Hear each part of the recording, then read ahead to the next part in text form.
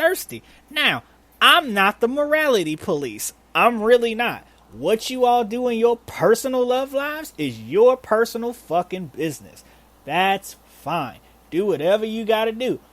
Right, good, bad, right or wrong. I am not the morality police. I am not here to tell you what you should be doing in your personal relationship because none of you guys have paid me to do so.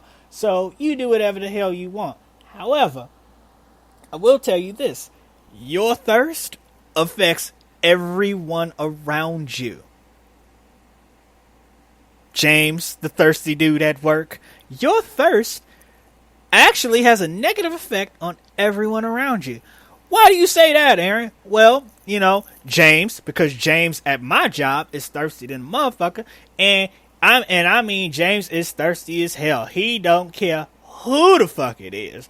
These bitches be, and I say bitches because I've seen their personalities. I'm talking about my job right now, okay? So please don't email me with your bullshit talking about Aaron disrespecting women and stuff. And we'll get to that later on in this episode. Don't you trip. I don't need y'all sending me email. Aaron disrespecting me. Aaron called women bitches. No, I called a specific group of women, a specific group of people who happen to be women bitches based on their actions, okay? And I am well within reason to do so. So chill what I call the fuck out. But James at work hollers at everybody.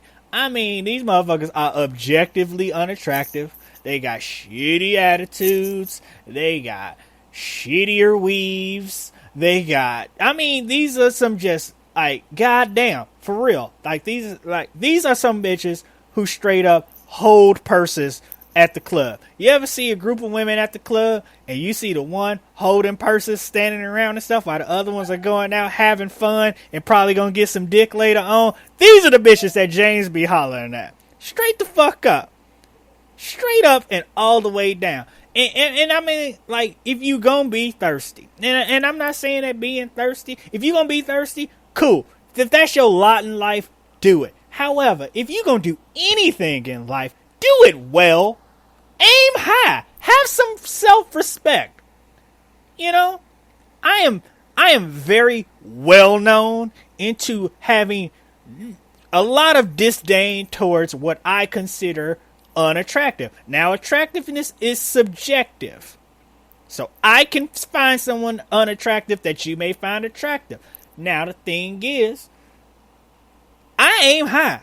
If you listening to this show, wherever you are in the sound of my voice, if I have ever dated you in the past or I am with you in the present, believe me, I am dating up. I'm dating way up. And I am very lucky to have you. Trust and believe that. Okay? I do not settle. I am very much known to not fucking settle. I complain a lot. I am seen in my manager's office almost on a weekly fucking basis. Because I am very vocal about shit. But that's beside the point. We might get into that later on in this episode. Who knows? The possibilities are endless. However, James at work fucking up the game for everybody. Let's talk back to you. Because you are fucking up the game. Talking to every other ugly bitch in the world and shit. It's the craziest shit, and you don't understand this and here's the negative effect. Here's absolutely the negative effect, because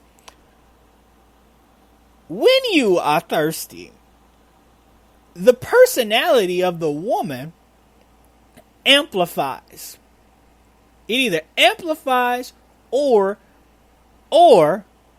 and this is for the confident women listening to this. When a thirsty motherfucker come around you, you shut that shit down quick than a motherfucker. That is a sign of confidence.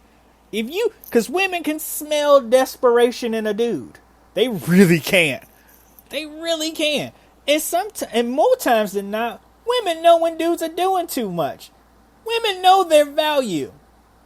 And I'm not saying that you ladies don't have value or anything. I'm saying you are aware of your value. Some of y'all know good and damn well that ain't nobody supposed to be taking you to certain restaurants. Some of y'all know good and fucking well that ain't nobody about to pay their bills on you. It's a lot of women now that be mad as hell at dudes who be dating younger women. Not because they dating younger women, it's because ain't nobody waste they golden years dating them. Take that into consideration. Now, back to thirsty ass James hollering at these women who got fucked up attitudes already. So when thirsty ass James is hollering at him, and keep in mind, more times than not, thirsty ass James at your work is an attractive dude. James at work. If James had some confidence about himself and carried himself in a certain fucking way, James would probably get some women on his own if he like stepped his own shit up. But instead, James wants to spread himself around like fucking mayonnaise and stuff. Fucks up the game for everybody. Talks to bitches with low self-esteem and low confidence and stuff. Gas them up. Now they think everybody's supposed to be thinking that they fine. And there's where the problems start. There's when the problems start. How many of y'all, men and women, in the sound of my voice, how many of y'all know an ugly broad with a fucked up attitude who thinks she fine in a motherfucker? How many? Raise your hands. If you listening to this right now, raise your hand. Your hand should be tired as hell right now. Some of y'all should have up 2 fucking hands because y'all all know this bitch. She probably work with you too. Let's call her, I don't know, name a car you can't afford. That's her name. Shit. That's name any car you can't name. Pick any random generic stripper name that some parent woefully gave their child. Parents, never take your child's ability away to pick their own fucking stripper name away. That's a bad parent of you. Anyway, let's just name any generic fucking name like that. She's at your work right now. Some dude named James who's thirsty to the motherfucker who hollered at you last week. If not hollering at her, she the fucking fish you bit. Now she thinking she fucking Queen Bee and shit running around. Don't I look like Beyonce, y'all? No, bitch, you look like Andre. Anyway. I told y'all this gonna be a good episode. Some of y'all had to pause this shit because you laughing too hard at work and your boss was like, what the fuck you listening to? Tell them to listen to this shit too. Download that shit on iTunes. Anyway. James fucking up the game. Why? Because you got motherfuckers out here inflating their own personal fucking value and they worthless. You know what I mean?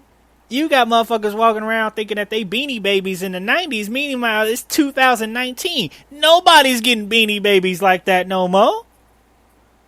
I'm sorry. Y'all, James, I ain't as thirsty as you. I really ain't. And you know what else is the problem with thirsty motherfuckers? That I ain't as thirsty as that. And if you listening to this, more times than not, you ain't that thirsty. Because all the thirsty motherfuckers probably turn to me to fuck up. But man, fuck him, man. I love my fat bitch. Whatever.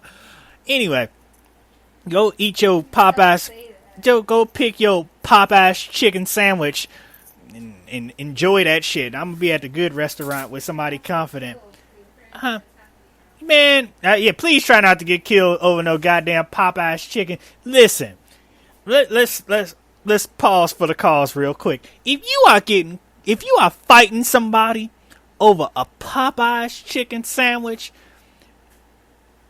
stop it. Just cut it the fuck out. For real. That's one of the dumbest things you could ever fucking die for. And trust me, no chicken sandwich is that fucking good at all. However, if a chicken sandwich is what you like, I will be your private chef and I will charge you $30 for a chicken sandwich because y'all seem to be in the mood for fucking chicken sandwiches. Anyway, back to thirsty ass James. Thirsty ass James. Here's the problem with thirsty motherfuckers.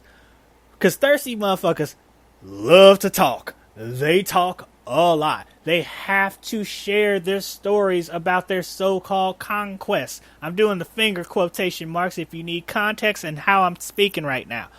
They need context. They need to tell people everything. They need to tell people about their conquests.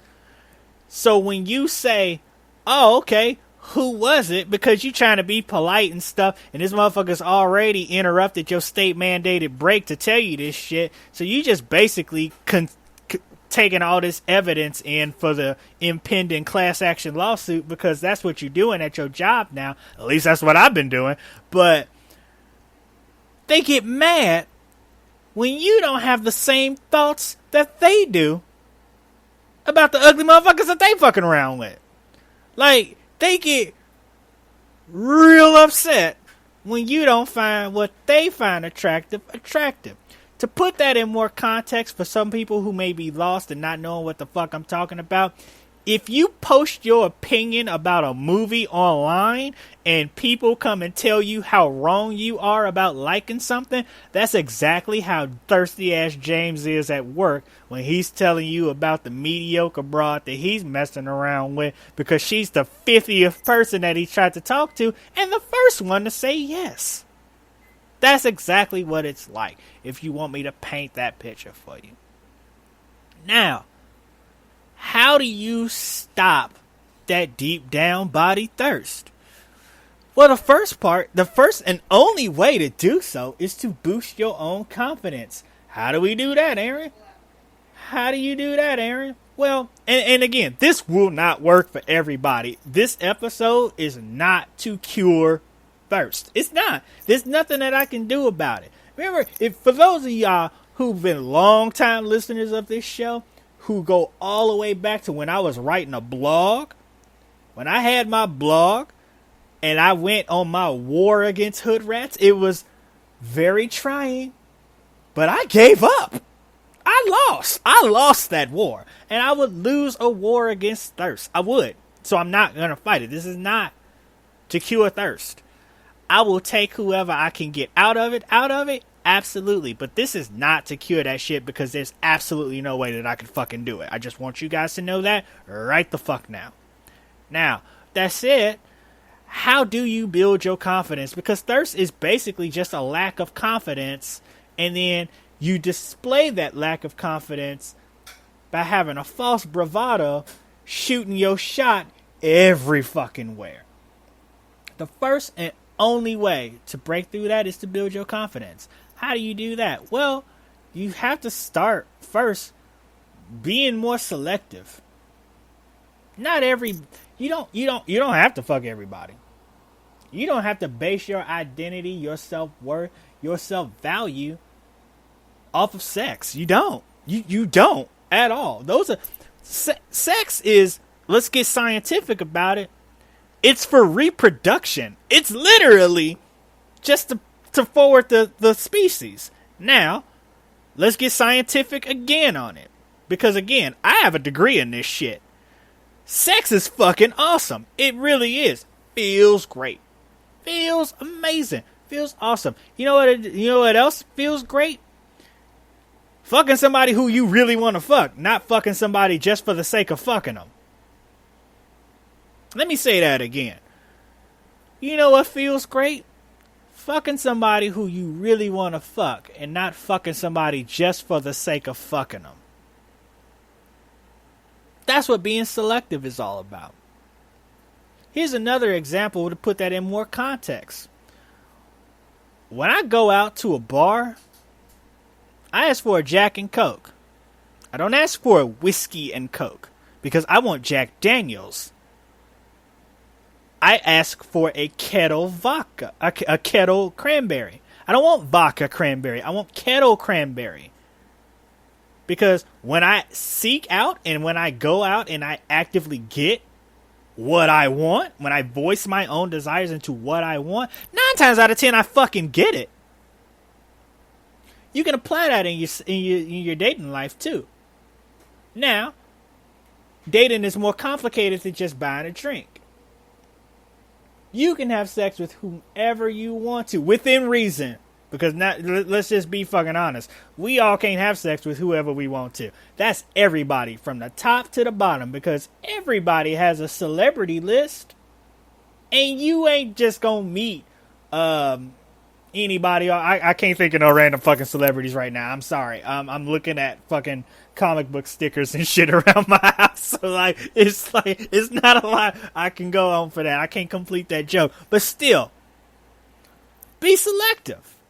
You ain't got to shoot your shot everywhere and hope that one sinks in, and then somehow you got to make yourself feel good about it.